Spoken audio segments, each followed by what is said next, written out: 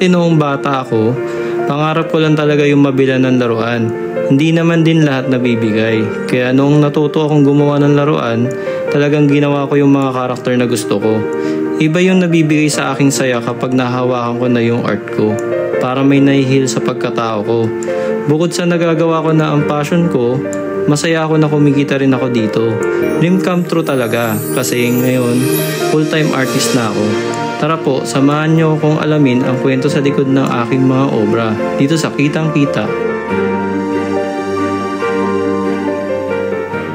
Ayan naman mga kabarangay, welcome natin sa LD Ganda-ganda, Jimmy Bautista! Tignan niyo naman ang kulay ng mga nakikita natin, ano? Wow! Napaka-creative! Akala mo Pang-international. Pero rightfully, pang-international. Yes! Ang magandang balita, dito lang yan sa atin sa Pilipinas. At ang gumawa nito, katabi ko, si Ginoong Jimmy Bautista. Good morning, bro. Jimmy! Morning din, Kuya Tony Pet and Ate Love. Good morning. Bati ka naman sa mga followers mo, sa mga... Hello sa mga followers ko dyan. Ito na ako. Okay. Kwento mo naman, ano itong laruan na ginagawa mo at successfully ay ibinebenta mo? Ito ay tinatawag na designer toy. Okay. Gawa to ng designer or artist. Okay, designer toy. And for your designer toy, ito, anong tawag dyan? Ito yun? Ito, ang pangalan niya ay Wiki. Lahat ng karakter ko ay nag-uumpisa sa W. Kasi ang pangalan ng brand ko is Wooji.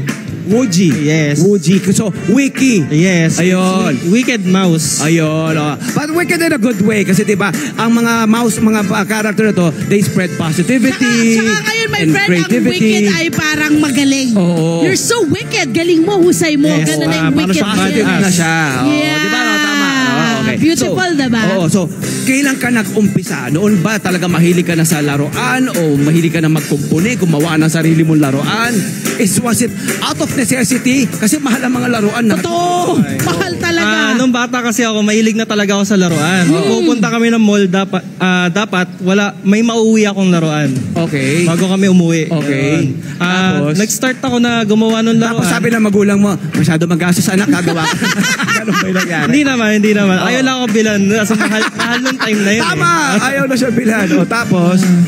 Nag-start ako gumawa ng laruan way back 2014. Oo. So, gumagawa ako ng mga personalized naman na pangregalo. Okay. So, meron tayo dito na sample. Yan, Ayan. yung mga tao. Yan, may mga nagpapagawa para ipangregalo dun sa mga mahal nila sa buhay pag birthday, ganyan. Yeah, mga birthday, yung personalized. Napansin ko Ang ganda meron nito. ng Pinoy na Pinoy. Yan naman, Independence Day naman yan na version ng character ko. Oo. May nagpagawa sa'yo? Release siya. Ni-release? Yes, nirelease. Ang galing, di ba? Ito, pakita natin. Meron tong Barong Tagalog may Wiki. Barong Tagalog. Barong Tagalog siya para mapakita natin sa labas ng bansa yung natin, culture yung kultura natin. natin. Yes. Ang galing mo naman. So, ano yung prosesong ginawa mo para mabuo mo itong iyong sariling designer toy? Kasi my friend ang mamahal ng mga designer toy. Merong mga nagkakahalaga ng 1 million up. Oo. Yes, Diba? yes. Peso. Ano mga materials sa ginagamit mo? Meron dalawang paraan, di ba?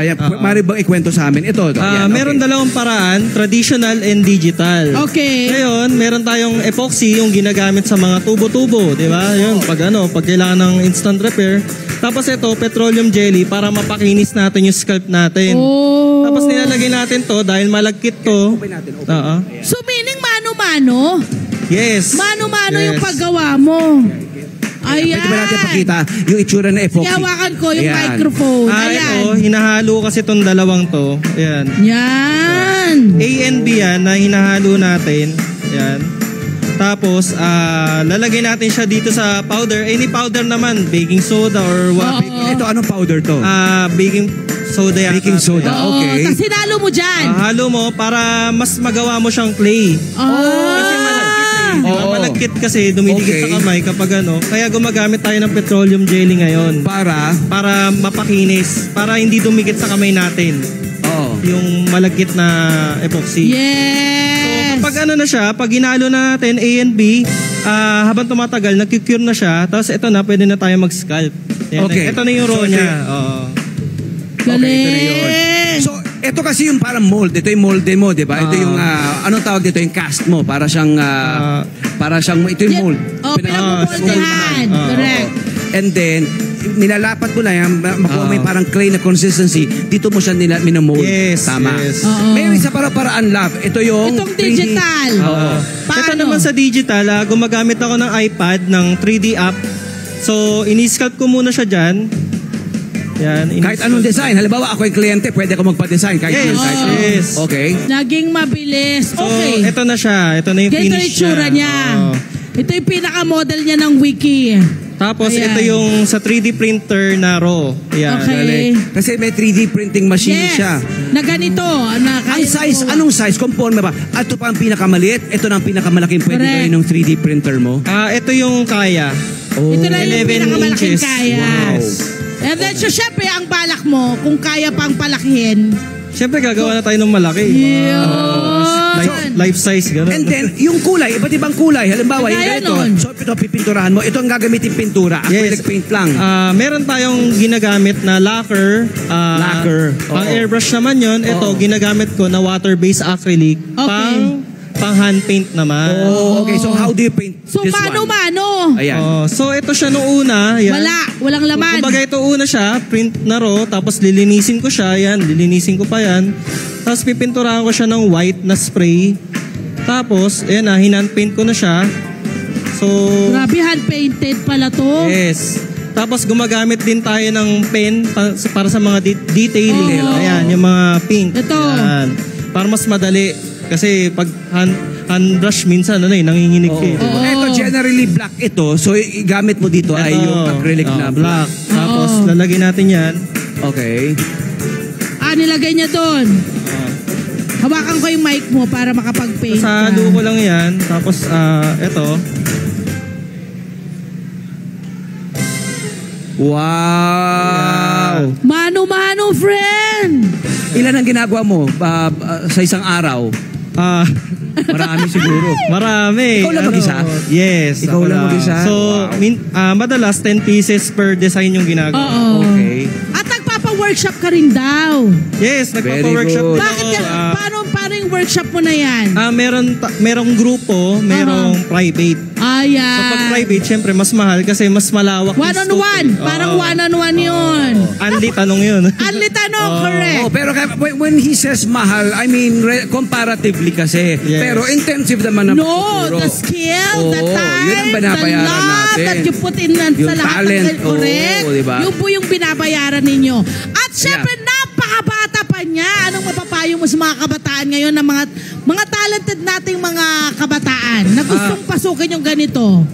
Ang may papayo ko lang is enjoyin muna nila yung hobby nila. Okay. Explore muna nila, kasain nila habang ginagawa nila yun. Yun. At Yung. napagkakakitaan niya to na ngayon. Oh, and speaking of napagkakakitaan, Yun na nga. anong price range daw? Yes, Ano price daw? range. Yung Ang ganda maliit ng ito packaging, no? Ito na yung una niyang ginawa eh. Magkano mo ito na? Ballpark lang, yung mga between pulse how much and how much. Yan. Ito kasi, nirelease ko siya. Unang release ko to, mga hand sculpt to, nasa 4,000 siya dati. Yes. So Dati. ngayon, ito na yung mga digital, iba-iba, merong one-off, may mga nagpapa-customize kasi. Oo. So ito, again ito, mga 6'5 to. Kaya, 6'5". Nice. Yung ganito kalaki. ano na to eh? Collector's item na yan eh. Yes. So, mga collectors, alam na nila yung mga Correct, presyong alam na ito. nila yan Oo. eh. Ang ganda Ito ng packaging. siguro 25. mga 25. Okay. Ang ganda rin ng packaging. Diba, pang na. international, diba? I'm sure lumalabasan ng bansa yung mga Yes, products. yes. Saan sana nakarating? Sa US, sa Thailand. Yay! Pinoy Pride! Oo Yes. naman. Ang ganda, diba? Ang pulido.